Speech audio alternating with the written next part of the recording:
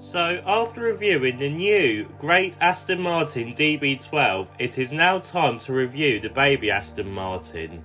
This is the new V8 Vantage, and as you can probably tell, this is actually a facelift over the old model. Let's see if it is any better, and let's have a look and see what improvements it has received over the old pre-facelift model. Hello everyone, welcome to Everything Cars and More. This is the #1 place to be for car news and reviews. Sit back, buckle up, let's go.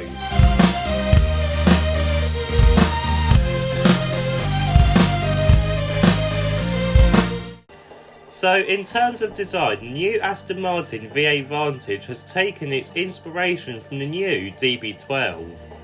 Personally, I think it looks much better over the old model thanks to some much bigger headlights that are very similar to the ones on the DB12.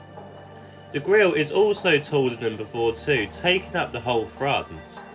The side vents are also slightly different than before, making it look like it has gills, which is very interesting.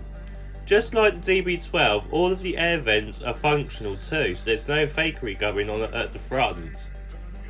The bonnet is also latched very similar to the DB12 too, just like a conventional bonnet. Moving around to the side, and there is no surprise that just like the DB12 there are no changes to talk about apart from some new colour and wheel options. We do get some flush door handles and some big side skirts though, with some flared wheel arches, giving it a menacing GT look which suits the car quite well. Moving around to the back of the new Aston Martin V8 Vantage, and there is no surprise that there aren't any changes. We get the same tail light design which sort of mimics the front grille shape, which I do quite like. The tail lights are very slim and do still look very modern after all these years, but I think it would look very cool with a light bar connecting them, showing off the Aston Martin outline at night. The lower bumper is the same as before, but the badging is new, but it is actually the same size, so you may not notice it. Overall then, not too bad. Right, let's have a look and see what is under the bonnet. So, just like the DB12, there is only one engine option to talk about. This is the Mercedes AMG derived 4-litre twin-turbo V8 unit, which produces 656 brake horsepower. This is slightly down from the DB12, but it is 153 brake horsepower more than its previous model. This gives it a very quick 3.5 seconds 0 to 62 time and a top speed of 202 miles per hour. So power wise then, it is very similar to the bigger DB12, which is very good. And the price of the new Aston Martin V8 Vantage facelift starts at £165,000.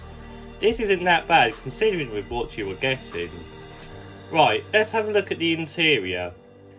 So, climbing inside the new V8 Vantage, and it has a very similar interior to the new DB12. This means that the old Mercedes setup and the very dated interior look has been replaced with this sleek and modern setup. To start with, it is very minimalistic and everything has a purpose. We get this flat dashboard design, and just below this is a metal bar which is actually your air vents. Below this is your new infotainment system, and this infotainment system is built in-house, which is much better than the Mercedes version. It also has Apple CarPlay and Android Auto for the first time too. The drive selector button has been replaced with this gear selector toggle now, which is a bit of a shame, but Aston Martin has kept a few physical buttons, which is very good. The centre console does have the same layout as the DB12, but is ever so slightly different, and you probably wouldn't even notice it if you didn't look at the DB12 centre console.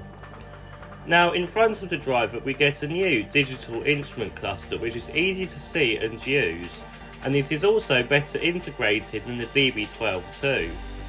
We do still get the Mercedes indicator stalks now, and the new Mercedes style steering wheel, just like what the DB12 has. And sadly this does mean it does have a few touch sensitive buttons, which I'm not a fan with. The overall fit and finish is much better than before, which is good. And we also get some new seats which are comfier and more supportive than before. You can also opt for some carbon bucket seats, which again is quite good. Right, let's have a look at the boot, as there is actually no rear seats in this model, so it's a proper two-seater. So opening the boot to the new V8 Vantage, and unlike the DB12, the Vantage gets a hatchback style opening which makes it easier to get items in. Boot space is at 350 litres, which is decent from its class and is very similar to your usual Vauxhall Astra or Volkswagen Golf. So, in summary then, what do I think of the new Aston Martin V8 Vantage? Well, the overall style on the outside is more relaxed and more GT-like than before, giving it a more tamed look. Some people may not like this, but I personally think it suits this car much better than before. It also makes it fit in with its bigger brothers, given the fact that this has a lot more power than before and it can easily rival cars above this segment too. And this is actually the supercar segment. The interior is also a much better place to be too, and overall it feels a lot more grown up than before, and it really pushes the game ahead in this segment. This car will even be relevant still in 20 if not 30 years time. This is a brilliant car.